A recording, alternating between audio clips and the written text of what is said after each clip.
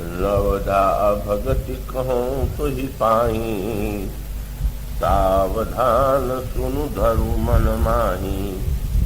प्रथम भगति संतन कर संगा, दूसर रति मम कथा प्रसंगा। गुरुपद पंकज सेवा, तीसरी भगति अमान। चौथी भगति मम गुण गण, करई कपट तैगार। मंत्र जाप मम दृढ़ विश्वासा, पंचम भजन सुवेद प्रकाशा। छठदम शील विरति बहु कर्मा, निरत निरंतर सज्जन धर्मा। सातम समम मैं जग देखा, मोहिते अधिक संत करि लेखा। आठों जथा लाभ संतोषा, सपने नहीं देखहि परदोषा। नवम सरल सब सन छलहीना, मम भरोस ही हर सन दीना। नवमहु जिनके एकउ होई, नारी पुरुष सचराचर कोई। सोई अतिशय प्रिय भामिनी मोरे, सकल प्रकार भगति दृढ़ तोरे। दंडकारण्य की उस भूमि में जहाँ ऐसा विरुद्ध विरोधाभास दिखाई देता है, जैसा अन्यत्र दृष्टिगोचर नहीं होता। यदि उसमें महर्षि अगस्त्य निवास करते हैं, तो वहीं पर खरदूषण और तिसरा भी रहते हैं। अगर वहां पर लंकेश्वर रावण की भगिनी शूर्पणखा रहती है, तो वहीं पर भक्तिमती शबरी भी रहती है। यह जो विलक्षण भूमि है, जिस भूमि में भगवान श्री राम का जनकनंदिनी सीता से वियोग हुआ और वियोग के पश्चात भगवान श्री राम जनकनंदिनी के शोध में जब आगे की ओर प्रस्थान करते हैं, तो वहां भक्तिमती शबरी का आश्रम है। शबरी भावना और भक्ति की साकार विग्रह है। श्री रामभद्र का उन्होंने आंसुओं से स्वागत किया, चरण पखारे, कन्न मृगूल फल अर्पित किए और प्रभु उन फलों का स्वाद लेते हुए बार बार सराहना करते हैं, ऐसे फल तो इससे पहले कभी नहीं मिले। शबरी संकोच में गड़ी हुई हैं। ऋषि मुनियों के समान उन्हें लगता है कि उन्हें भाषा और स्तुति का ज्ञान नहीं है, इसलिए उन्होंने यही कहा कि मैं किन शब्दों में आपकी स्तुति करूं। और तब प्रभु ने एक अनोखा खेल किया। मानो संकेत यह था कि ठीक है, आप मेरी स्तुति नहीं कर सकती हैं, पर मैं तो आपकी स्तुति कर सकता हूं ना। और प्रभु ने ऐसा लगा कि उपदेश दिया, पहली पंक्ति से और अंत में लगा कि स्तुति भी उन्होंने किया। तो इस स्तुति और उपदेश के अंतराल में भगवान श्री राम भक्त के 9 रूपों का वर्णन करते हैं। उन्होंने कहा, पहली भक्ति है संतों का संग, और मेरी दूसरी भक्ति है कथा प्रसंग में रति होना। वस्तुतः वैसे तो हमारे समस्त शास्त्रों में, पुराणों में, ग्रंथों में साधनाओं के अनगिनत रूप बताए गए। कितने नियम हैं, कितने प्रकार की यज्ञ हैं, योग का स्वरूप, दान का स्वरूप, और तपस्या का स्वरूप, और वो सभी साधन किसी न किसी व्यक्ति के लिए उपयोगी होते हैं। किंतु उन साधनों में जो कथा का साधन है, उसमें जो विलक्षणता है वो किसी अन्य साधन में नहीं। और वह विशेषता यह है कि अन्य साधनों में तो किसी एक साधनों को केंद्र बनाया जाता है, उसी की विशेषता को मुख्यता दी जाती है। किंतु कथा की विलक्षणता यह है कि जितनी साधनाएं हैं, आपको जो भी साधना करनी हो, उन समस्त साधनाओं के लिए आपको कथा के माध्यम से का संदेश, संकेत और उपदेश मिल सकता है। यदि आप नाम जप करना चाहते हैं तो नाम जप का रूप क्या है, अगर भगवान के रूप का ध्यान करना चाहते हैं तो ध्यान क्या है, अगर आप योगाभ्यास करना चाहते हैं तो कथा में आपको वह भी मिल जाएगा।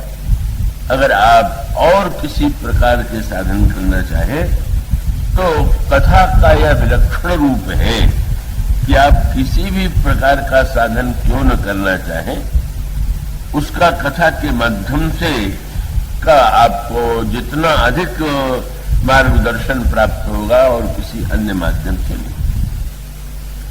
इसीलिए आप यह पाएंगे कि गोस्वामी जी ने प्रारंभ में भगवान राम के कथा की वंदना अनेकों रूप में की। बड़े कई पंक्तियां हैं और उन पंक्तियों को आपने पढ़ा होगा।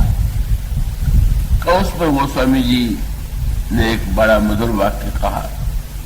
कई बार लोगों को लगता है कि हमें योग्य सद्गुरु नहीं मिलते, तो गोस्वामी जी ने कहा कि ये जो भगवान राम की कथा है, भगवान राम का चरित्र है, यह भी तो सद्गुरु है। पर गुरु जो हमारे सद्गुरु होते हैं, उनका भी एक संप्रदाय होता है और उस संप्रदाय के अनुकूल वो साधना पद्धति का उपदेश देते हैं। अगर ये भगवान राम का चरित्र सद्गुरु है तो किस मार्ग का सद्गुरु है? और तब आपको पढ़ने को पंक्ति मिलेगी, सद्गुरु ज्ञान विराग योग की। ज्ञान मार्ग के अनुयायी के लिए भी ये सद्गुरु है, वैराग्य पथ के पथिक के लिए भी ये सद्गुरु है, योग मार्ग के संदर्भ में जिनकी आकांक्षाएं हैं उनके भी सद्गुरु हैं। और उसके साथ साथ उन्होंने ये कहा कि जैसे जब रोग होता है तो व्यक्ति वैद्य की खोज में जाता है, डॉक्टर की शोध में आ जाता है, और उसमें भी अलग अलग जो वैद्य होते हैं या डॉक्टर होते हैं, उनके लिए यह बात प्रसिद्ध होती है कि वे अलग अलग रोगों के निराकरण में या मिटाने में अधिक सक्षम है। ये वैद्य और डॉक्टर दोनों के विषय में प्रसिद्ध है। उन्होंने कहा ये जो भगवान राम का चरित्र और भगवान राम की कथा है, ये मनुष्य के जीवन के जितने रोग हैं उन सब का निराकरण करने के लिए श्री राम की कथा ही, भगवान राम का चरित्र ही महानतम वैद्य। वह पंक्ति भी आप पढ़ेंगे तो आपको मिलेगी, सद्गुरु ज्ञान विराग जोग के विबुध वैद भव भीम रोग के। चाहे जो मन का रोग हो, उन समस्त मन के रोगों का निराकरण करने के लिए का इनसे बढ़ करके कोई सद्गुरु नहीं मिलेगा, न वैद्य मिलेगा।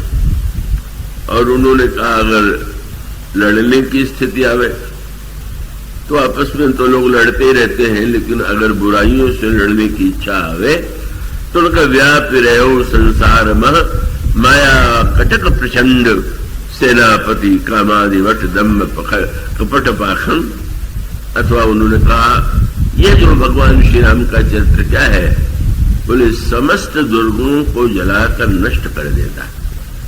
दहन राम गुणग्राम जीवी ईंधन अनल प्रचंड।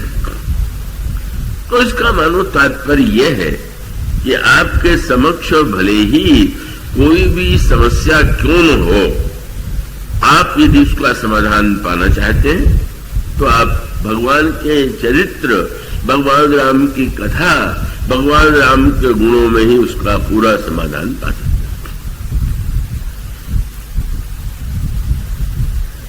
आप इसीलिए देखेंगे कि आज से लेकर के अंत तक कोई विषयी है, कोई साधक है, कोई सिद्ध है, राम कथा सबके लिए परम उपादेय है, परम कल्याणमयी। इसलिए आप आदि से लेकर के अंत तक भगवान राम की कथा और चरित्र का जब प्रसंग पढ़ेंगे तो आपको एक बात बार बार आपके सामने आएगी। भगवान श्री राम महर्षि विश्वामित्र के साथ उनके वन आश्रम में आते हैं और राक्षसों का वध करके यज्ञ को पूर्ण करा देते हैं।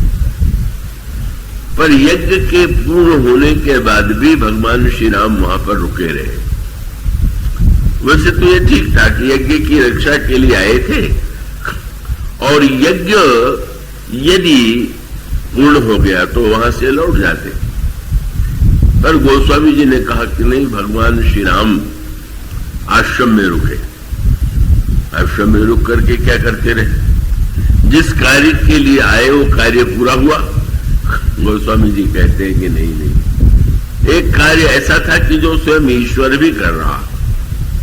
विश्वामित्र जी कथा सुनाते हैं, पुराण की कथा सुनाते हैं, शास्त्रों की कथा सुनाते हैं, दर्शन की कथा सुनाते हैं, और उन समस्त कथाओं को क्या गोस्वामी जी ने कहा, चाहे गुरु वशिष्ठ के द्वारा वे अयोध्या में रह करके कथा श्रवण करते हो नित्य, वेद पुराण वशिष्ठ बखानहि सुनहि राम यद्यपि सब जानहि, और चाहे विश्वामित्र का आश्रम हो, भगति हेतु बहु कथा पुराना सुने।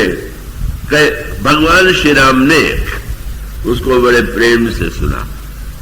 कहे विप्र यद्यपि प्रभु जाना, प्रभु जानते हैं, किंतु भगवान श्री राम क्या चरित्र या पुराणों की कथा महर्षि विश्वामित्र उन्हें सुनाते हैं।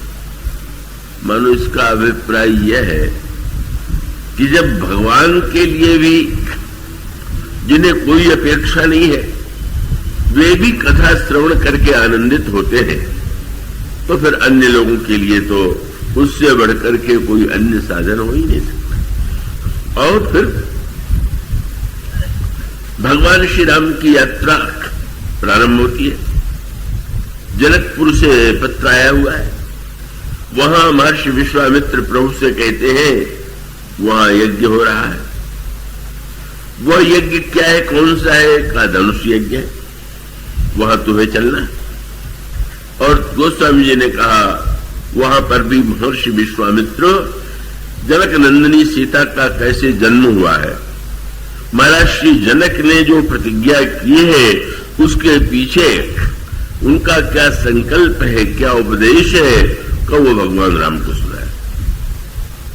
और भगवान श्री राम को सुनाने के बाद तम मुनि सादर कहा बुझाई, चरित एक प्रभु देखे जाई।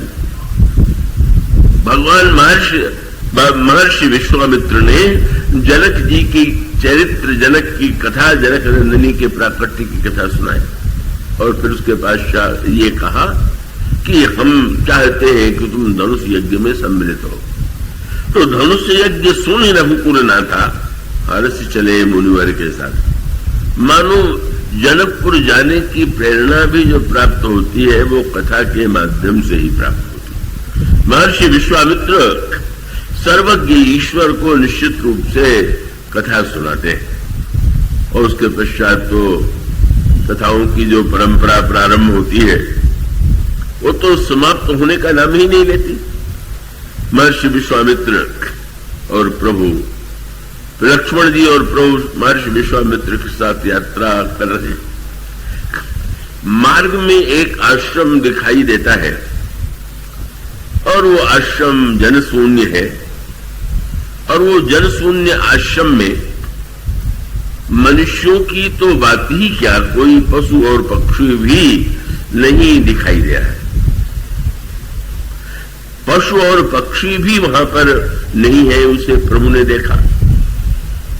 वैसे अगर देखें तो प्रभु सर्वज्ञ है, और सर्वज्ञ होने के नाते वो सब कुछ जानते हैं।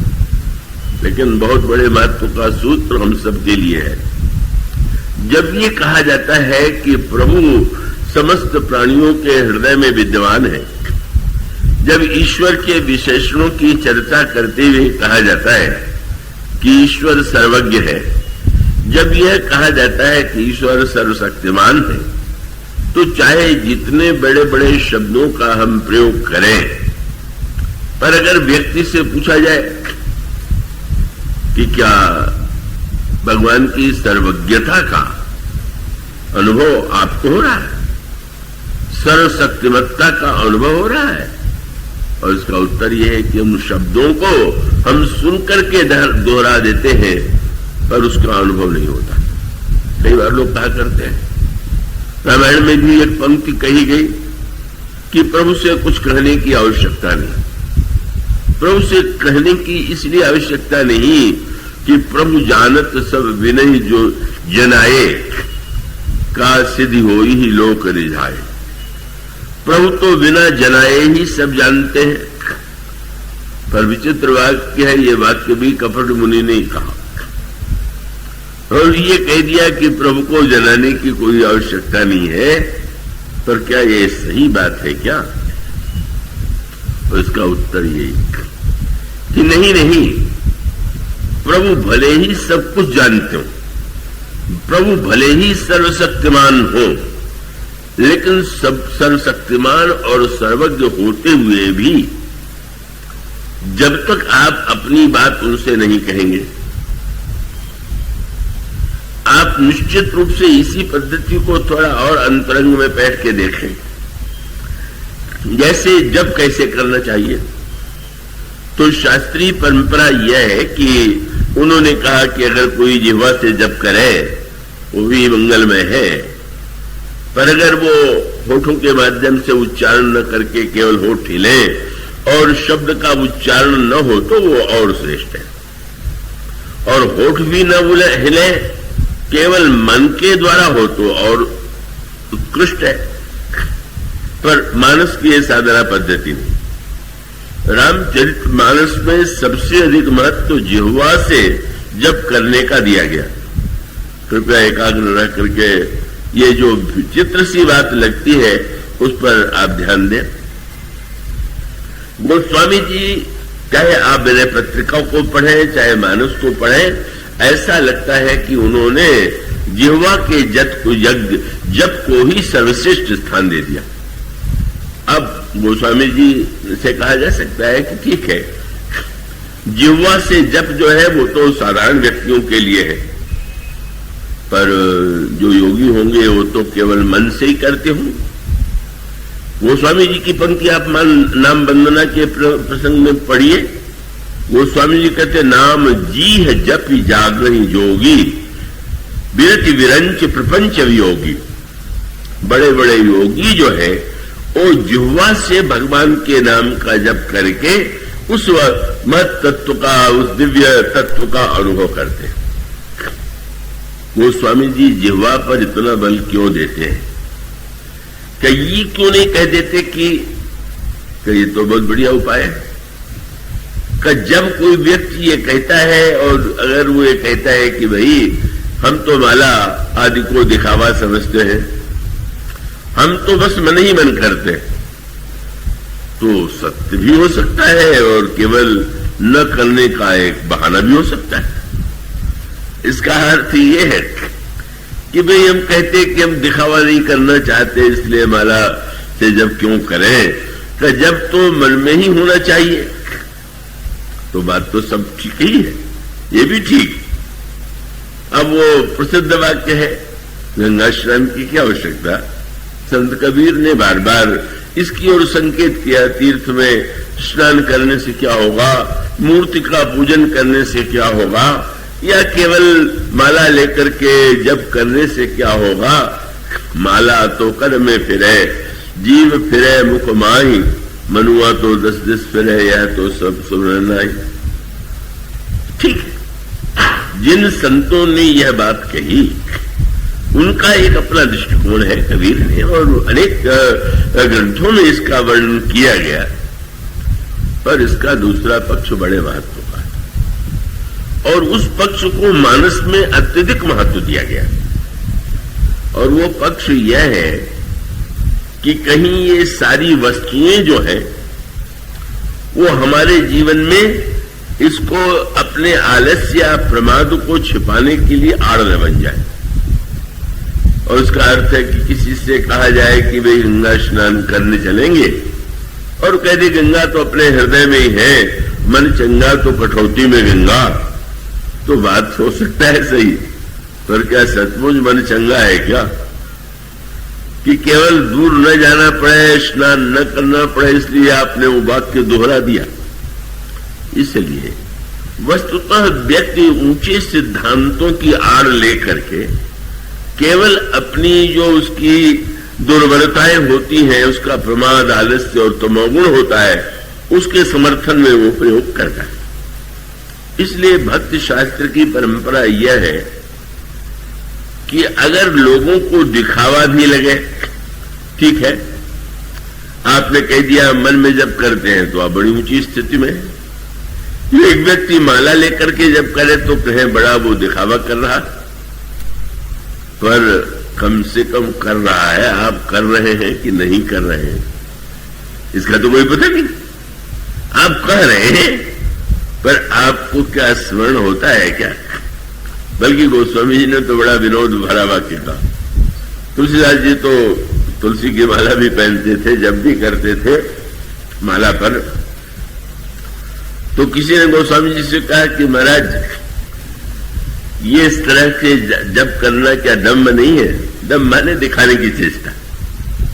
तो मैंने पत्रिका में गोस्वामी जी ने ऐसी साहित्यिक भाषा में बड़ी मीठी बात कही, उनका दम्भ हो कलि नाम कुंभज सोच सागर सोस। दम्भ से लिया गया भगवान का नाम भी कुंभज है, और शोक सागर को सुखा देता। व्यंग्य क्या है कि ठीक है, जैसे समुद्र विशाल है और अगस्त जो है उनका जन्म तो घड़े से हुआ, लेकिन वो घड़े से जन्म लेने वाले अगस्त ने समुद्र को पी लिया। सही न लगने पर जैसे वो सही है, उनका जैसे कुंभज जो है समुद्र को पी लेते हैं, इसी प्रकार से दम्भज राम नाम भी शोक को सोख लेगा। अगर कुंभज सोख लेंगे तो दम्भज क्यों नहीं सोख लेगा? ये गोस्वामी जी की कितनी बड़ी आस्था है। अरे दम्भ के स्थान पर गोस्वामी जी कह सकते थे दम्भ छोड़ो, दम्भ तो छोड़ देना बहुत अच्छी बात, कपट छोड़ देना तो बहुत अच्छी बात, पर वो बड़ा अभी वर्तमान के संदर्भ में महात्मा गांधी हुए, उनके वो डायरी में बात आती है। किसी महिला ने कहा कि पहले तो मैं माला से जप करती थी, पर मन तो लगता नहीं था, तो मुझे लगता था कि ये तो दिखावा है और कपट है, इसलिए मैंने जप करना छोड़ दिया। तो महात्मा जी ने ये नहीं कहा कि बहुत अच्छा आपने कपट हो गई, तो बहुत अच्छा आपने किया। उनका देवी आपने तो उल्टा अर्थ ले लिया। त्याग करना चाहिए था कपट का, त्याग कर दिया माला का। उसका अर्थ ये है कि भाई हम चेष्टा ये गोस्वामी जी का ये अर्थ नहीं ले लीजिएगा कि दम्भ ही करना चाहिए, कपट ही करना चाहिए, उल्टा अर्थ हो जाएगा। उनका अभिप्राय ये है कि अगर दूसरे को प्रतीत हो और मान लीजिए कुछ दिखावे की वृत्ति भी शेष हो, तो दिखावे के लिए तो आप अनेक काम करते हैं।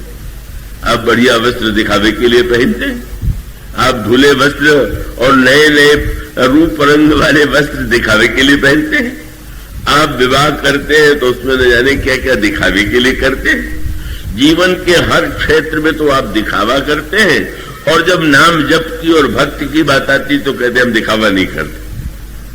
कैसी विचित्र विडंबना है। अगर आपके जीवन में सचमुच बिल्कुल कोई दिखावा हो ही नहीं तो आपको एक कहने का अधिकार हो सकता है, पर पग पग पर हर क्षण दिखावा करें और केवल हम भक्ति का दिखावा नहीं करेंगे, इससे बढ़ करके मनुष्य अपने आप को ठग रहा है, इसका ही प्रमाण। तो सुंदर संकेत क्या है? गोस्वामी जी जिह्वा से बल क्यों देते हैं? वो कितनी मीठी भावना है उनकी, वो सोचिए। उन्होंने ये कहा, पूछा गया कि आप राम नाम का जब जप करते हैं तो आपको मंत्र में क्या दिखाई देता है? इसमें जो दो अक्षर है रा और म, आपको कैसे प्रतीत होते हैं? तो उनका मेरे तो माय बाप दुई आखर और शिशु अरनि अरो। रा और मां मुझे अक्षर मंत्र नहीं है तो मां और पिता के समान दिखाई देते हैं, और मैं तो बच्चे की तरह। कितनी बढ़िया बात है।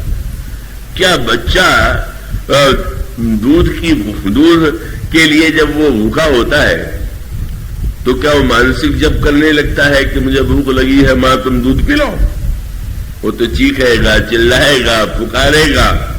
मानो संकेत ये है कि भक्त ये कहता है कि अगर हम केवल मन से ही सब कुछ करेंगे तो जो इंद्रियां हैं इसका क्या उपयोग करेंगे? वेदांत में तो मान लीजिए केवल विचार का उपयोग है, पर भक्त शास्त्र का कहना तो ये है कि ये जितने अंग हैं उनका उपयोग कीजिए। कई लोग कहते हैं कथा में क्यों नहीं जाते आप, कोई नहीं जाने वाले से पूछ दे। कह सकता है कि भाई मुझे कथा में रुचि नहीं, लेकिन कई लोग कहा करते हैं कि नित्य सुनने से क्या होगा, मैंने तो एक दिन सुन लिया उसी को उतारने की चेष्टा कर रहे हैं। क्या बढ़िया बढ़िया बहाने चुन लिए गए हैं। इसका अर्थ ये हुआ कि हम निरंतर ही व्यर्थ की बातों के द्वारा अपनी उस वृत्ति को छिपाते हैं। वस्तुतः उसका केवल तात्पर्य, जब गोस्वामी जी से कहा गया कि आप भगवान की सुंदरता का वर्णन क्यों करते हैं, उनके चरित्र का वर्णन क्यों करते हैं, गुण स्वभाव का वर्णन क्यों करते हैं, तो आपको कवितावली रामायण में उत्तर देते हैं कि भाई अपने पास तो सब है। क्या बोले? श्री राम स्वरूप अगाध अनूप बिलोचन मीनन को जल है। भगवान का जो रूप है वो मानो नेत्र रूप जो मछलियां हैं उनके लिए जल है। और फिर कान बोले स्तुति राम कथा, कजिह्वा बोले मुख राम को नाम, और फिर हृदय बोले ये पुण्य राम ही कोथल है। मति राम ही सो, रति राम ही सो, गति राम सो राम ही को बल है। सब कीन कहे तुलसी के मते इतने जग जीवन को फल है। इसलिए भक्ति शास्त्र में बहिरंग आलम्बन को इतना अधिक महत्व दिया गया कि उसका जो रहस्य नहीं जानते ये मान लेते हैं कि बहिरंग साधन जो है, इंद्रिय का प्रयोग, बहिरंग जिह्वा का प्रयोग, कान का प्रयोग, आप कबीर यदि ये कहें कि भाई अनहद का नाद आप श्रवण कीजिए, वही साधना पद्धति है। कई लोग अनहद नाद सुनने में समर्थ होते हैं। अंतर जीवन में जो एक दिव्य नाद होता है उसका श्रवण भी सुनाई देता है, पर अनहद नाद सब नहीं सुन सकते। अनहद नाद का नाम ले सकते हैं तो ये नाद तो जो भगवत कथा का नाद जो कान से सुना जाता है उसे सुनिए। जो मन से जप करने की बात करने पर हमसे जप छूट जाए, इसके स्थान पर जैसे बच्चा मैंने जिह्वा के द्वारा माँ को प्यार से पुकारता है और माँ दौड़ी आती है, इसी प्रकार से नाम का जप, नाम जिह्वा से भगवान को पुकारना, क्या ये सब बड़े ही महत्व का सिद्धांत। और इसलिए सर्वत्र रामायण में आपको मिलेगा।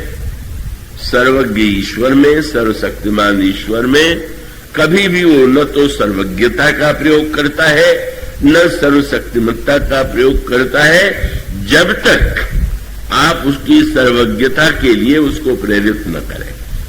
सर्वशक्तिमत्ता के लिए प्रेरित नहीं करे। वो तो सर्वज्ञ होते हुए इतना अल्पज्ञ बन जाता है कि रावण का सिर काटे जा रहे, नए नए सिर निकलते जा रहे, रावण मर नहीं रहा। और तो भगवान राम सर्वज्ञ है कि नहीं? गोस्वामी जी ने कहा, मरतन रिपु श्रम भयउ विशेखा राम विभीषण तन तब देखा। मित्र विभीषण ये तुम्हारा भाई रावण कैसे मरेगा, इसका उपाय बताओ। पार्वती जी ने कहा, बड़ी उल्टी बात हो गई।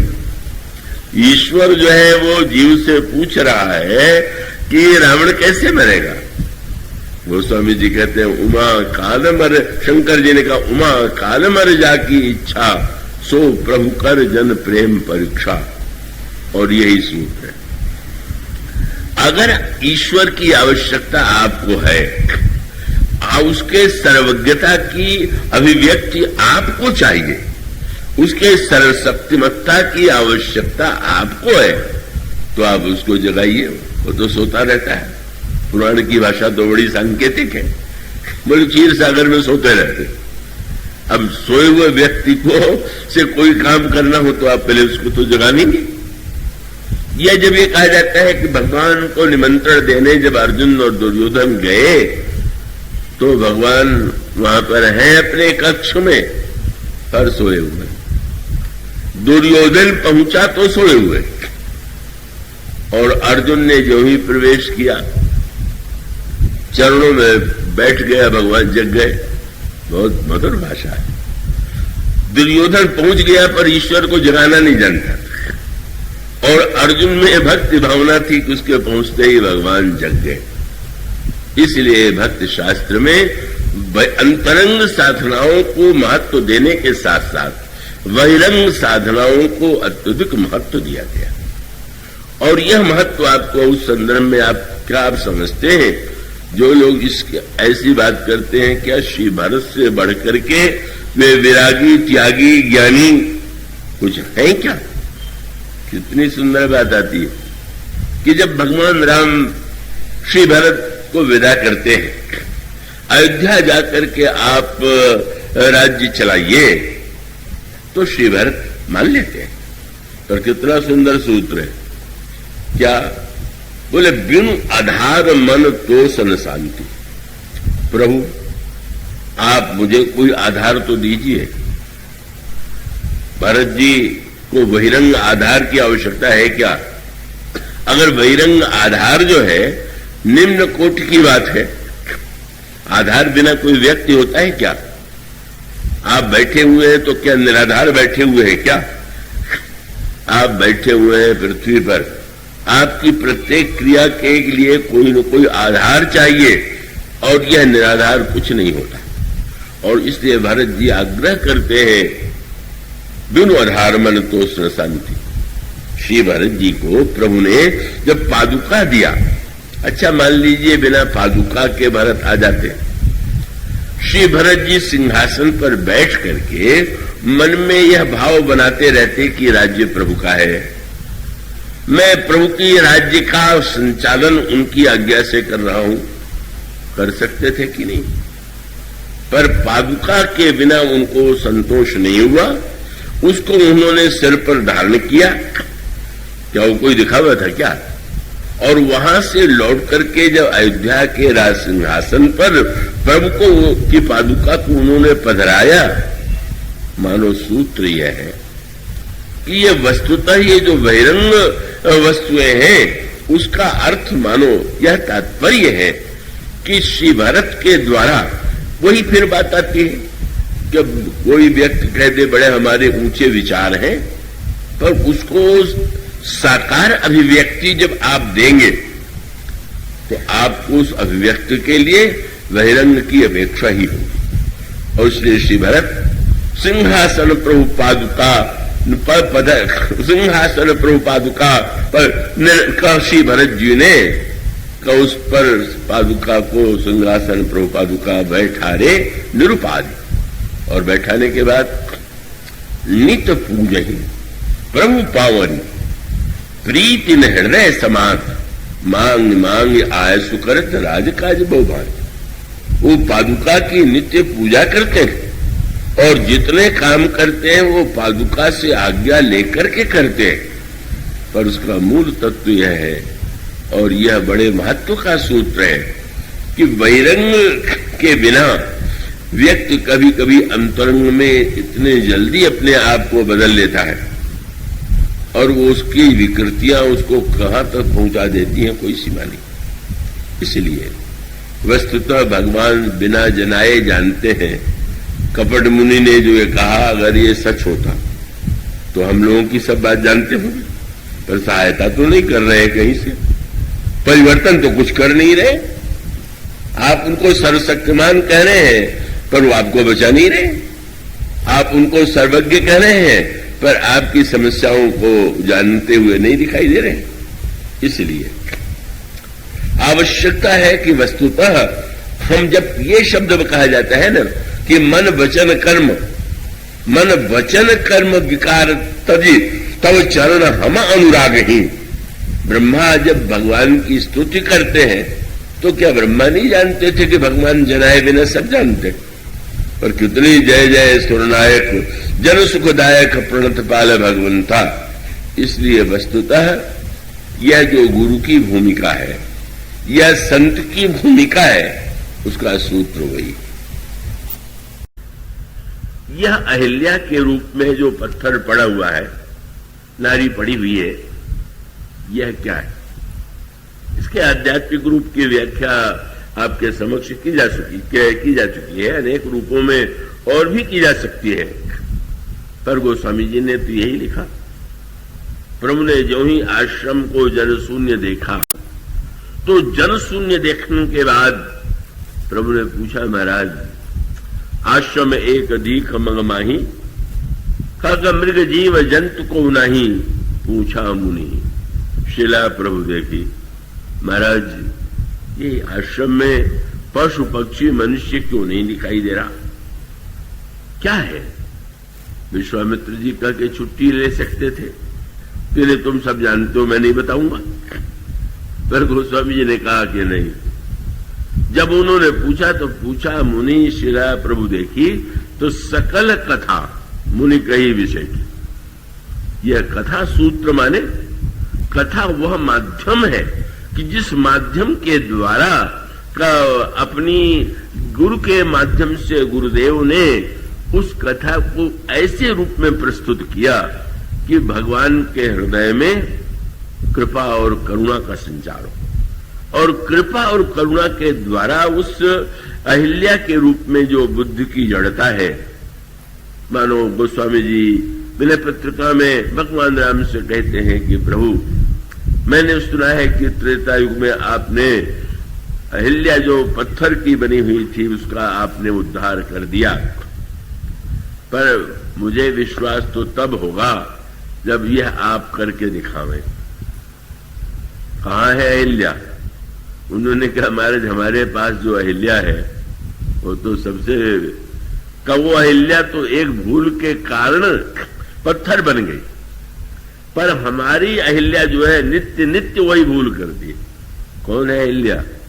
मेरे पत्रिका में कहते हैं, सहस शिलाहूते जड़मति भई, बुद्धि हमारी जड़ हो गई है। उस बुद्धि ने एक बार धोखा खा लिया, वह इंद्र को गौतम समझने की भूल कर बैठी और उसे श्राप मिला, तुम पत्थर हो जाओ। और वही भूल हम नित्य, हमारी बुद्धि धोखा खाती रहती है। ऐसी जड़ता का उदय हो गया है, और इस जड़ता के विनाश के लिए कथा की अपेक्षा है। कथा के द्वारा एक उद्धार होता है। अगर व्यक्ति अपनी बुद्धि की जड़ता को चैतन्य करना चाहे तो मानो सूत्र यही है कि प्रभु, अगर आप इस अहिल्या को, हमारी बुद्धि की जड़ता को दूर कर दें तो मुझे विश्वास हो जाएगा कि त्रेता युग में आपने अहिल्या का उद्धार किया। पर उसमें बीच में जो माध्यम है, अहिल्या भी वही और भगवान भी वही, पर माध्यम तो गुरुदेव है। संत ने कथा सुनाई, और जैसा मैंने कहा, संत जो है वो कथा का अर्थ बदलने में बड़े निपुण होते हैं। अर्थ बदलने का अर्थ होना लीजिएगा कि जैसे लोग अनर्थ करते हुए दिखाई देते हैं।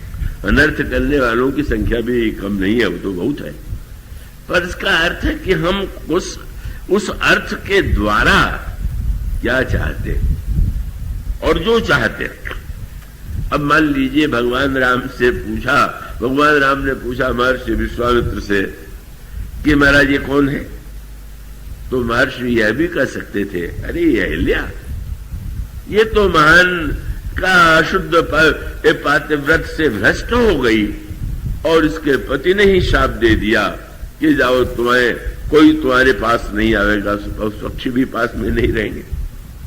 लेकिन संत जब उसी कथा को सुनाता है, जब सुग्रीव भगवान की शरण में विभीषण आए और सुग्रीव से बंदरों ने आकर के कहा, ये रावण का भाई आया हुआ है, कह रहा है मैं प्रभु की शरण में हूं, तो सूचना देने में ही पता चल गया कि वो शरणागति के विरोधी है विभीषण।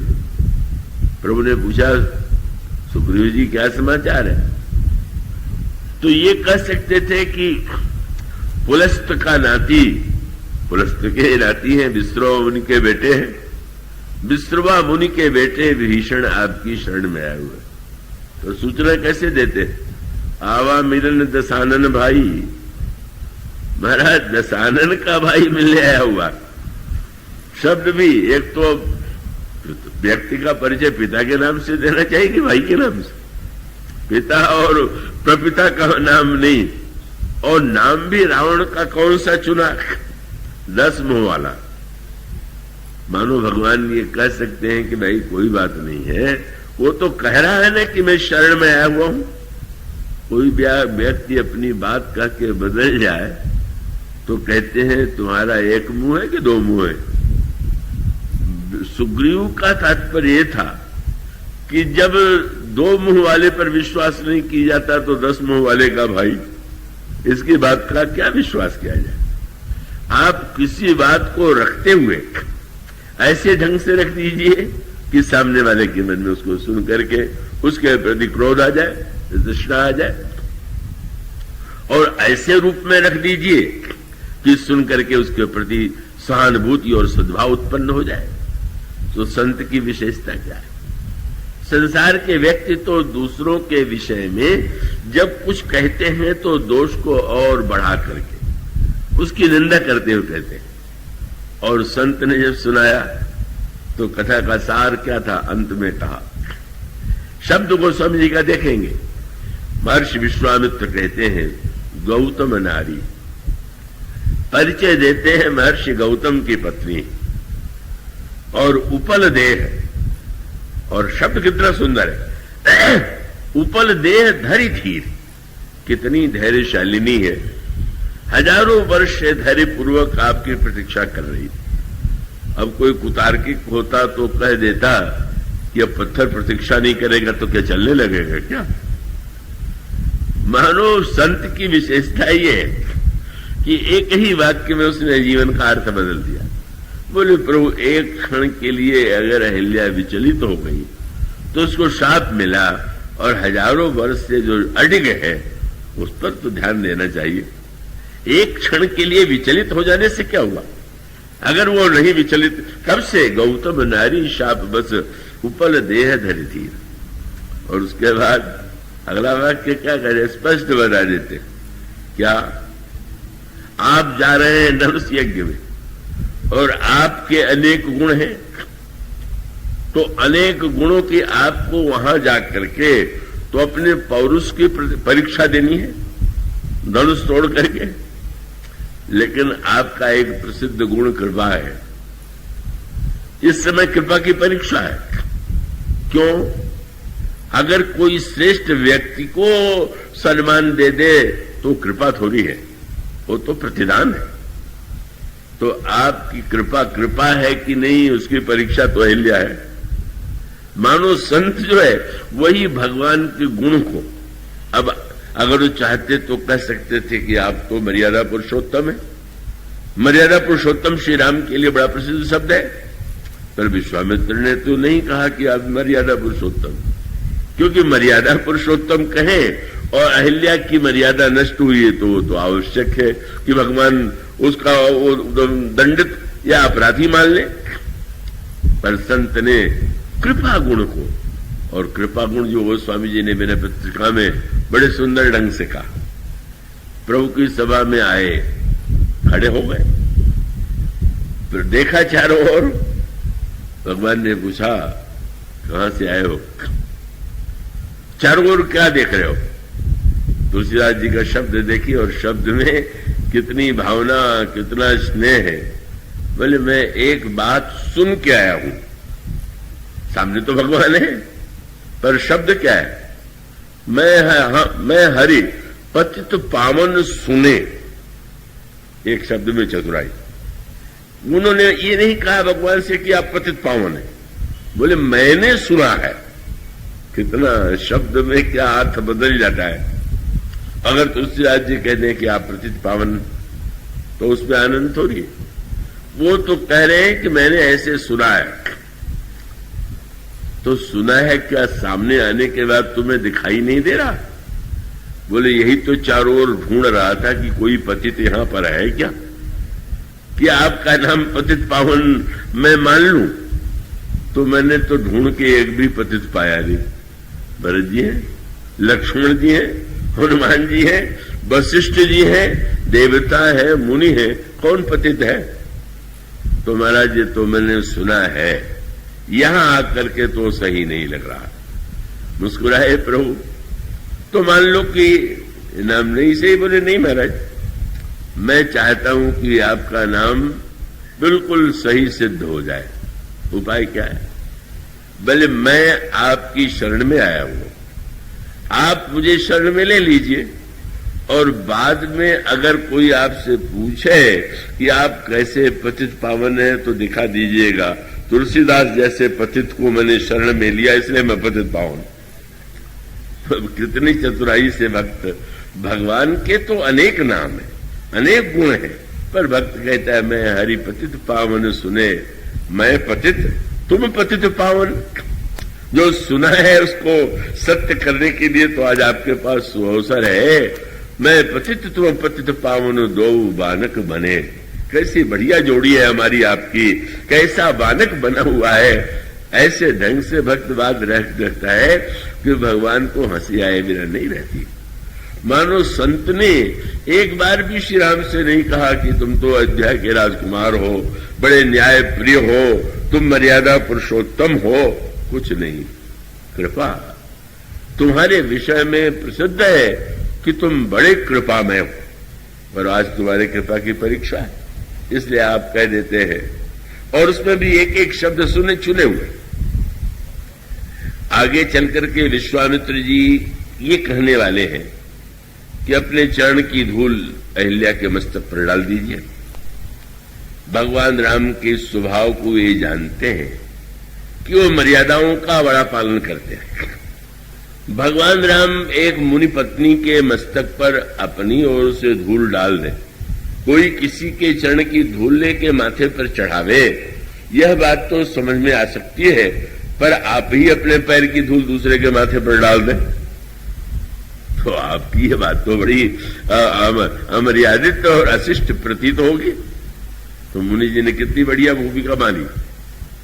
क्या कहते शब्द देखें आप, गौतम नारी शाप बस उपल देह धरि धीर, चरण कमल रज चाहती। मैं नहीं आदेश दे रहा हूं कि चरण कमल की धूल डालो, ये चाहती है। कितने संत की भाषा को अगर आप उस अर्थ में देखें, कह सकते थे कि महाराज मैं चाहता हूं कि आप अपने चरणों की धूल डाल दीजिए, पर सजग संत ने यह सोचा कि क्या श्री राम जब क्षत्रिय जाति के परिवार में उन्होंने जन्म लिया तो क्या मुनि की पत्नी के सिर पर धूल डालना उन्हें उपयुक्त लगेगा? तो आपने तुरंत कहा मैं नहीं कह रहा हूं, चरण कमल रज चाहती। क्यों चाहती है महाराज? उद्धार ही चाहना चाहिए कि नहीं? आपके उद्धार के जो 3 मुख्य केंद्र हैं, भगवान नेत्र के द्वारा भी उद्धार करते हैं। कृपा का एक केंद्र नेत्र है, दूसरा भुजा है। तो भगवान राम ने देखा बंदर थक गए हैं, तो राम कृपा करी चितवा जब ही भय विगत श्रम मान तब ही। भगवान राम कभी नेत्र के द्वारा श्रम दूर कर देते हैं और कभी भगवान राम भुजा के द्वारा। जब गीध को गोद में उठाया तो गीध को गोद में उठा करके कर सरोज सिर पर सेव कृपा सिंदूर रघुबीर देख राम छवि धाम मुख विगत भई सब पीर। महर्षि का अभिप्राय यह है कि आपसे मैं कह सकता हूं कि कृपा करके देखिए, कह सकता हूं कि जरा इस शिला के ऊपर हाथ रख दीजिए, पर मैं क्या करूं। ये जो पाषाणी है ये मुझसे कह रही है कि इनसे अनुरोध कीजिए कि चरण की धूल मेरे ऊपर डाले। संत ने उसमें विभाव की सृष्टि कर दी। क्या महाराज अहिल्या डर रही है कि अगर आप नेत्र से कृपा करने चले और सारे अपराध दिखाई दे गए तो बड़ा संकट आ जाएगा। इसलिए अब कृपा करना है तो नेत्र तो मूंद लीजिए, और भुजा से कृपा करना चलेंगे तो धनुष बाण आपने ले रखा है अपराधियों को दंड देने के लिए, तो हाथ के सामने समस्या है। इसलिए मेरे ऊपर नेत्र से भी कृपा मत कीजिए, भुजा से भी कृपा न कीजिए। तब बोले उन चरणों से कृपा कीजिए जिनसे गंगा निकली है, जिस गंगा ने आज तक पापी पुण्यात्मा किसी जाति पाति कुल का विचार नहीं किया। आप उन चरण कमल रज चाहती, कृपा करो रघुवीर। एक वाक्य में ही संत कितने अर्थ दे देता। संत कितना को सब लोग जानते भी नहीं कि भगवान से अपनी बात कैसे रखनी चाहिए, कैसे उनके सामने बात कही जानी चाहिए। और वह कहने के बाद प्रभु ने तत्काल आज्ञा का पालन किया। पर सतपद पावन शोक न सावन प्रकट भई तब पुंज सही देखत रघुनायक जन सुखदायक सन्मुख होई कर जोरी रही। और तब अहिल्या ने स्तुति किया। महर्षि गौतम आए, अहिल्या को लेकर के चले गए। प्रभु महर्षि विश्वामित्र के साथ आगे बढ़े। पर चले राम लक्ष्मण मुनि संगा गए जहां जग पावनी गंगा। भगवान श्री राम गंगा के किनारे, और वहां पर हमारे यहाँ की परंपरा है कि जब नदी में तीर्थ में नहाइए तो महिमा पहले। भगवान राम को गंभीर देख करके महर्षि विश्वामित्र ने कहा, पाषाणी का चेतना दे करके कितना बड़ा कल्याण तुम्हारे द्वारा हुआ है। भगवान राम गंभीर है। भगवान राम ने महर्षि की ओर देखा, क्योंकि वो शील के आगार हैं, अभिमान का लेश नहीं है। प्रभु को यह गर्व नहीं हो गया मैंने अहिल्या का उद्धार कर दिया, जड़ को चेतन बना दिया। गोस्वामी जी कहते हैं विनय पत्रिका में, शिला साप संताप सुगति दई परसत पावन पाऊं, लेकिन दई सुगति सुन सोन हरस ही चरण छुए को पछताओ। थोड़ा लग रहा है कि ठीक है अहिल्या चाहती होंगी, गुरुजी आपने कह दिया, पर मैंने तो अमर्यादित कार्य किया ही कि एक मुनि पत्नी के सिर पर अपना चरण डाल दिया है, तो मुझसे तो बड़ा पाप हो गया। तो आपने पूछा कि महाराज ऐसा कोई अवसर आ जाए कि जब कोई पाप न चाह करके भी हो जाए तो कोई प्रायश्चित है। गंगा की धारा बह रही थी, महर्षि ने कहा गंगा में स्नान कर लो। व्यंग था, भाई चरण की धूल डाल दिया तो तुम्हें पाप लग रहा है, तो गंगा भी तो तुम्हारे चरणों से निकली है, जब उसको भी अपने सिर पर डाल लोगे तो चलो बराबरी की बात हो जाएगी। और तुम्हें इतने शीलवान है कि गोस्वामी जी ने कहा, बस जिस समय प्रभु ये आदेश में गए जहां जग पावनी गंगा, तब प्रभु ऋषि समेत नहाए, विविध दान मही देवन पाए। और उसके पश्चात भगवान राम की यात्रा में गंगा का कैसे प्राकट्य हुआ, गंगा की क्या महिमा है, अभी अहिल्या की कथा सुना रहे थे, अब गंगा की कथा सुनाने लगे।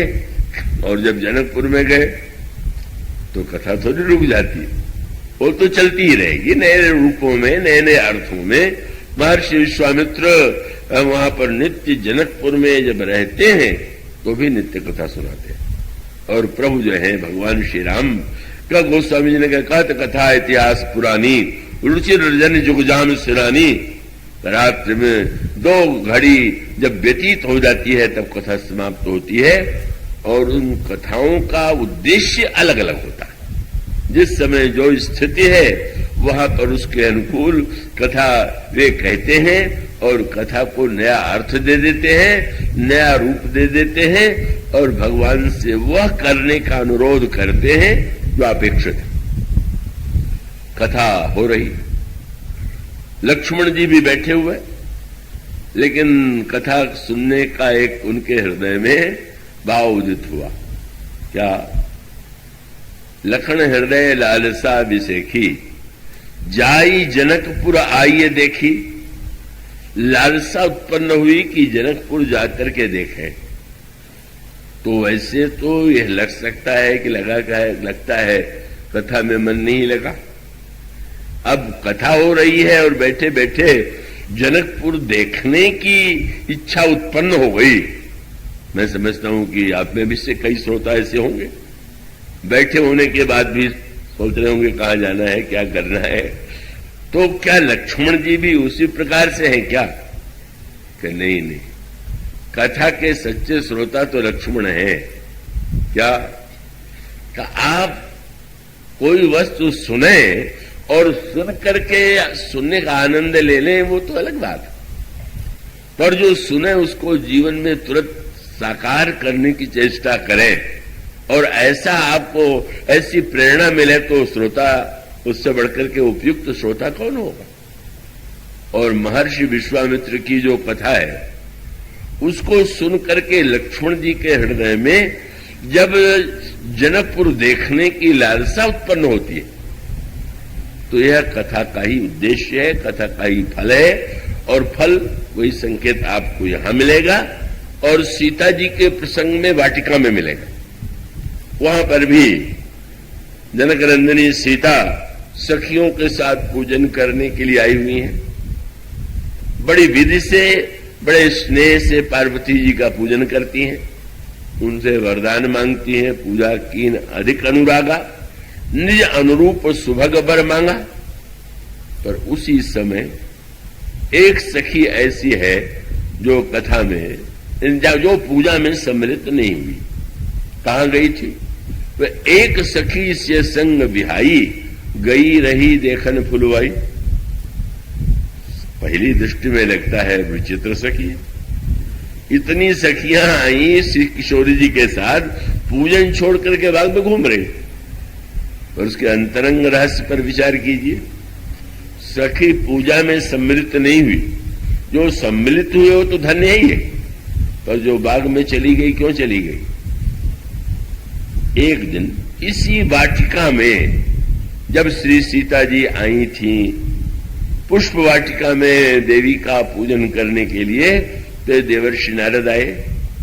और देवर्षि नारद के चरणों में जब जनक नंदिनी ने प्रणाम किया तो उन्होंने कहा कि पुत्री, इसी दिन इस वाटिका में एक ऐसे राजकुमार का आगमन होगा जिसे देख करके तुम्हारे हृदय में अनुराग का उदय होगा और उसी राजकुमार से तुम्हारा विवाह होगा। सखी वाटिका में क्यों चली गई? बोले पूजा से भी अधिक उसको संत की वाणी पर विश्वास था कि संत ने कहा है कि इसी वाटिका में का वो मिलेंगे, तो आगे बढ़ गई। जो पूजा कर रहे थे उन्हें भी लाभ मिला, पर जिसने सोचा कि संत ने कहा था चल के ढूंढे, तो आज जब धनुष यज्ञ होने वाला है तो राजकुमार आए कि नहीं। संत की वाणी वो जो कहा है उसके हृदय में, उसके मन में गूंज रही। और जब वो आती है, आंखों में आंसू है, शरीर में रोमांच है।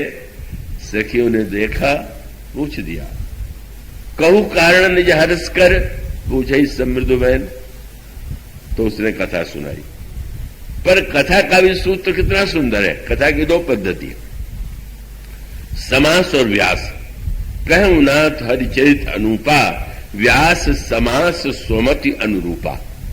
समास माने विस्तार को छोटे में कर दे तो समास हो गया। व्याकरण की एक पद्धति है समास, और व्यास माने किसी बात को फैला देना। तो दोनों प्रकार से कथा होती है। वैसे व्यास विस्तार ही मुख्य करता है, इसलिए वाराणसी में और उधर का वक्ताओं को सबको व्यास ही कह करके पुकारते हैं। मैं भी उमाशंकर जी को व्यास जी कह करके पुकारता हूं। व्यास माने जो विस्तार देता है।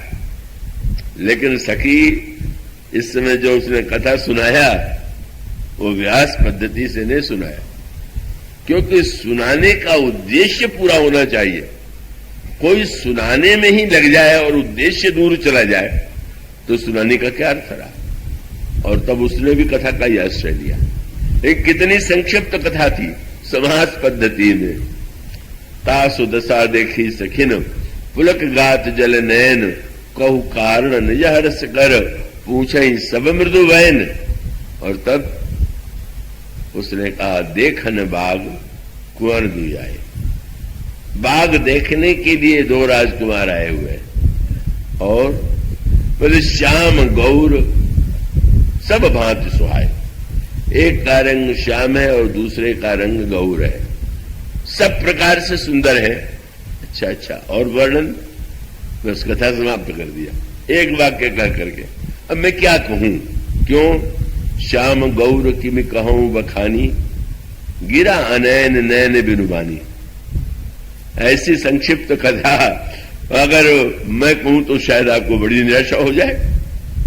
अगर बैठ करके मैं कहूं कि मैं क्या कहूं, कहने योग्य है ही नहीं, अनिर्वचनीय है, और हो गई समाप्त कथा, तो आपको तो बड़ा क्षोभ होगा कि इतनी दूर से हम क्या ये सुनने के लिए आए थे कि आज कथा नहीं हो सकती, गला खराब है या कोई कष्ट है या बहुत अनिर्वचनीय तत्व है।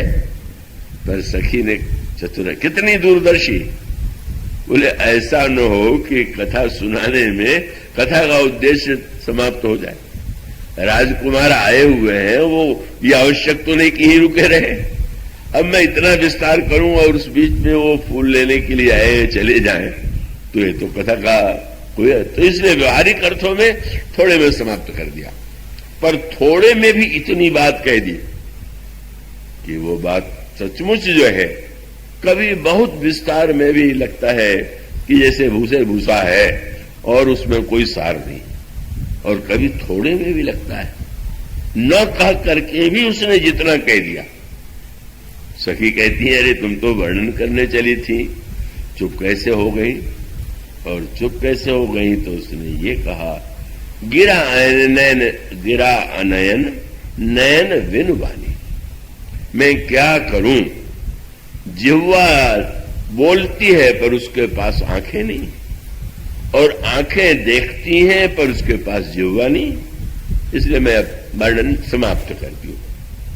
क्या नहीं कह दिया, वेदांत की अनिर्वचनीयता का प्रतिपादन कर दिया। वेदांत कहता है ब्रह्म अनिर्वचनीय है, वाणी के द्वारा उसके विषय में कुछ नहीं कहा जा सकता। इसलिए वेदांत का प्रसिद्ध श्लोक है का वो गुरु महोदय वृक्ष के नीचे बैठे हुए हैं और गुरु जी युवा है और जितने श्रोता है वो वृद्ध है। और वो भाषण क्या हुआ, बोले गुरुस्तु मौनमाख्यानम। गुरु जी ने मौन रह करके भाषण दिया और शिष्य उसको सुन करके धन्य हो गए। तो मनुष्य का अभिप्राय यह है अनिर्वचनीयता का। वेदांत की दृष्टि से इस कथा का सार था ब्रह्म अनिर्वचनीय, और भक्ति की दृष्टि से इसके दो तात्पर्य थे। एक तो यह कि अगर कोई सखी यह कहे कि ये तो सारे संसार का नियम है कि हम आंखों से देखते हैं और जिह्वा से बोलते हैं, तो तुमने आंखों से देखा तो जिह्वा से बोलो।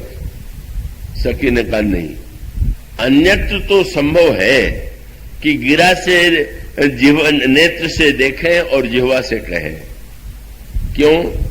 बोले जिन वस्तुओं को हम देखते हैं वो भी अपूर्ण है तो अपूर्ण का वर्णन करने के लिए अपूर्ण इंद्रियों का उपयोग कर सकते हैं। नेत्र भी अपूर्ण, जिह्वा भी अपूर्ण, और साथ साथ संसार की जिस वस्तु का हम वर्णन कर रहे हैं वो भी अपूर्ण। किंतु यहां क्यों नहीं?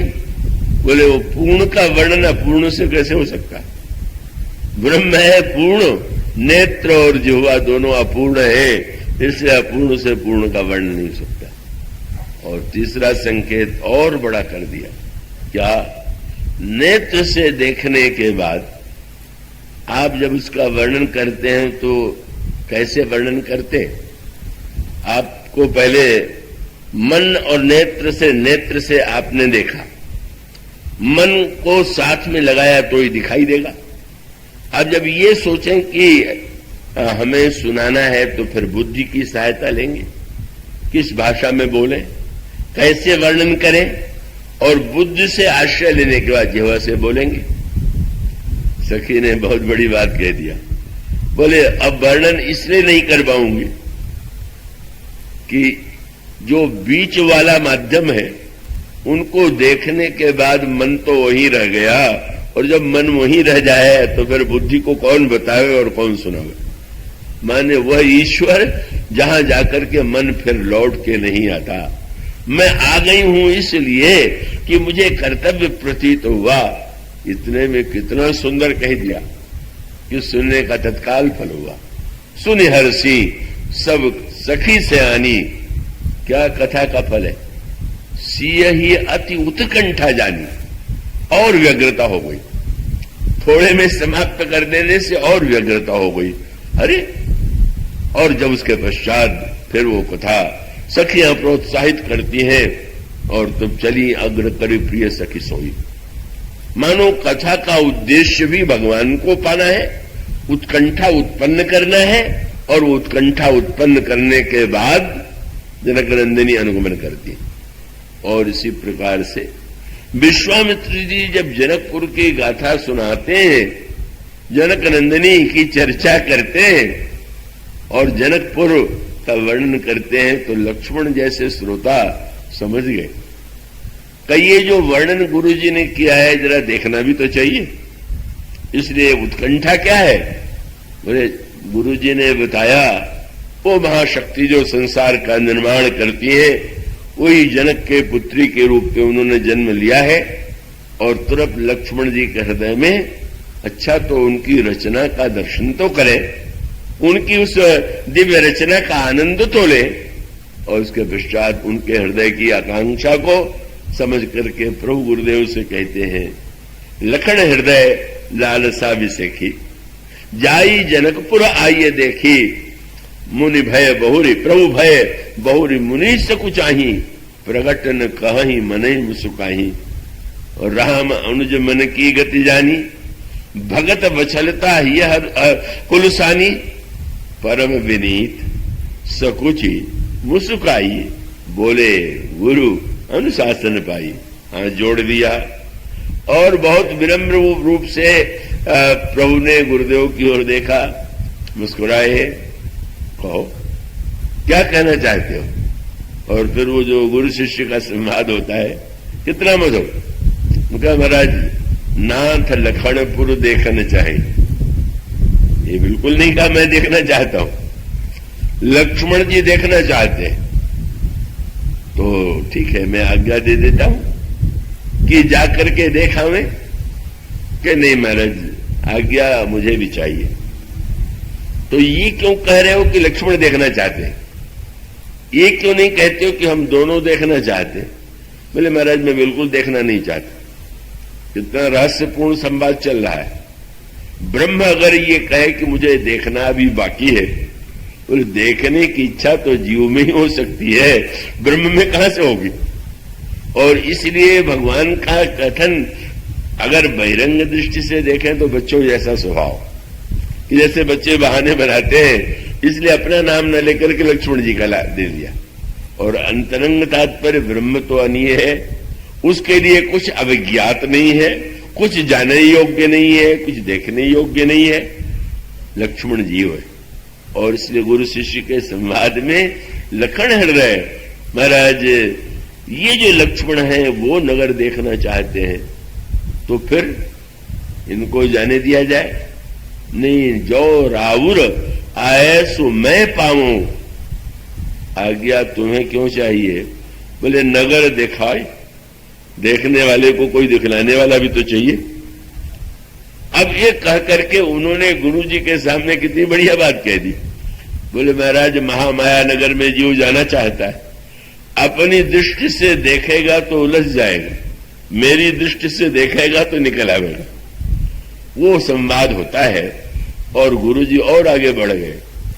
उनका नहीं, मैं संशोधन करता हूं, तुम कह रहे हो कि ये देखना चाहते, तुम दिखाओ, मैं आदेश देता हूं कि जाए देखे आओ नगर, सुख निधान दो भाई। तुम जा करके दोनों भाई नगर देख करके आओ।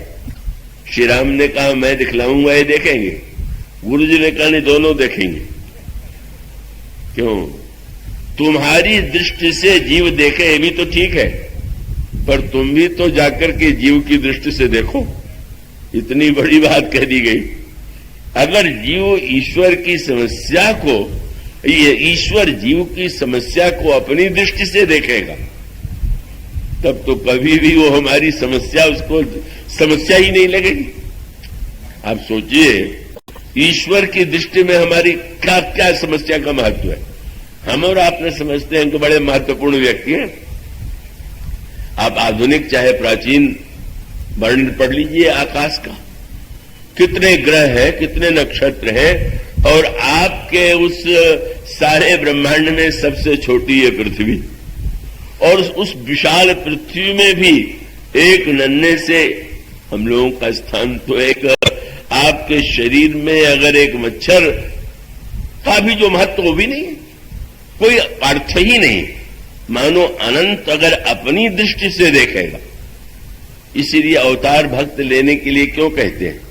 बोले ऊपर से शायद आपको नहीं दिखाई देता, वो तो आप जरा हवाई जहाज पर चढ़ के देखने लगिए तो आपको छतरपुर में सब कुछ वह नहीं दिखाई देगा। भक्त कहते हैं उतर करके तो आइए, उतर करके नीचे उतर के हमारी समस्याओं को हमारी आंख से देखिए। इसलिए संत की चतुराई ये है कि उसने कहा नहीं, ये इनको दिखलाना, तुम ये देखना। और वही कथा का तत्व था। भगवान राम गए और तुरंत गोस्वामी जी ने लिखा, राम दिखावही अनुजहि रचना, कही मृदु मधुर मनोहर वचना। भैया लक्ष्मण, ये देखो, ये देखो, ये देखो। और आश्चर्य, लक्ष्मण कैसी अद्भुत रचना है, ऐसा तो मैंने दृश्य कभी देखा ही नहीं। गोस्वामी जी को दिखना पड़ा कि लव निमेश मह भुवन निकाया, रचई जासु साधन माया, भगत हेतु सोई दीन दयाला, चितवत चकित धनुष मखसाला। भगवान भी आश्चर्यचकित हो गए। ईश्वर स्वयं अपनी माया, महामाया का विस्तार जब देखता है तो चकित हो जाता है। ऐसी रचना, चितवत चकित धनुष मखसाला। भगवान राम ने लक्ष्मण को दिखाया, पर आनंद तो तब आया कि जब बच्चे आ गए, जनकपुर के छोटे बच्चे आए और उन्होंने कहा आपने इनको तो दिखला दिया, हम आपको दिखलाएंगे। और वही हुआ। पूर्व बालक कही कही मृदु वचना, सादर प्रभु ही देखा वही रचना। बच्चे, कितनी बढ़िया बात है। हमारे बड़ों की दृष्टि से जिस बात का महत्व नहीं है, बच्चों के लिए उसका बड़ा महत्व है। अब कोई कह देता है अरे ये क्या है, तो खिलौने की तरह, मिट्टी का मिठाई की तरह। अरे भाई, बच्चे के लिए उसका भी बड़ा महत्व है। तो मानो बच्चे भगवान से कहते हैं कि अब आप देखिए, यही वस्तुतः कथा का उद्देश्य क्या है। भगवान और जीव के बीच का संवाद ही कथा है। और कथा का तत्व, हनुमान जी से जब प्रभु का मिलन हुआ तो प्रभु ने अपना चरित्र सुनाया और हनुमान जी से कहा कि आपने चरित्र कहा मैं गाई, कहो विप्र निज कथा बुझाई। हनुमान जी ने जब सुनाया तो कहा महाराज, एक मंद में मोह बस, कुटिल हृदय अज्ञान, पुनि प्रभु मोहि विसारे हो दीन बंधु भगवान। मेरा तो आपने पूछा कथा सुनाओ, मेरी कथा तो 4 शब्दों में ही है। मैं मोहबस हूं, मैं कुटिल हृदय हूं, मैं अज्ञानी हूं, और सबसे बड़ा दुख यह है कि आप पूछ रहे हैं, इसका अर्थ है कि आप मुझसे भूल गए। प्रभु को ने देखा, ब्राह्मण देवता, मैंने कहा अपनी कथा सुनाइए, आप सुनाते कि आपका जन्म कैसे हुआ, आपकी माता कौन है, पिता कौन है, ये क्या आप सुना रहे हैं? आप कथा सुना रहे हैं कि व्यथा सुना रहे हैं? हनुमान जी का उद्देश्य था कि जीव के पास तो व्यथा है, कथा आपकी और जीव की व्यथा। आप जीव की व्यथा सुने और जीव आपकी कथा सुने। आप जब जीव आपकी कथा सुनेगा तो उसको भक्ति और प्रेम का अनुभव होगा, और आप जीव की व्यथा सुनेंगे तो आपके हृदय में करुणा का उदय होगा। दोनों का जब मिलन हो जाए, दोनों एक दूसरे की बात सुने, और सुन करके सचमुच ऐसी बढ़िया गाथा हुई कि हनुमान जी ने सुग्रीव और प्रभु की मित्रता तो करा ही दिया। और वही सूत्र आया, भगवान की कथा गाई जाती है। तो गाने का तात्पर्य केवल हारमोनियम या ये जो गायन की अनेक वाद्य है उन्हीं से गायन नहीं होता, वो भी गायन है। पर जब भगवान राम ने हनुमान जी से कहा कि मैंने अपना चरित्र तुम्हें गा के सुनाया, तो वहां कोई बाजा था क्या? कोई हारमोनियम बज रहा था या सितार या वीणा बज रही थी क्या? पर वस्तुतः भगवान भी गाता है, भगवान भी गाते हैं और भक्त भी गाता है। पर आपने सुना होगा कि गायन में राग रागनी होती है, ठीक समय पर ही राग और रागनी का प्रयोग करना चाहिए। आप जानते हैं भगवान के राग रागनी और भक्त के राग रागनी में? बस उसका उत्तर ये है कि जब भक्त सुनावेगा तो वो तो एक ही राग, वो रागों का जो संगीत में नाम है उस राग में भक्त नहीं सुनाता। कौन से? बोले अनुराग, एक ही राग उसका है। भय उता सुमन परम उछाहा, लाग कहे रघुपति गुण गाहा, या गोस्वामी जी ने कहा काग मुसुंडी गरुड़ प्रतिगावा।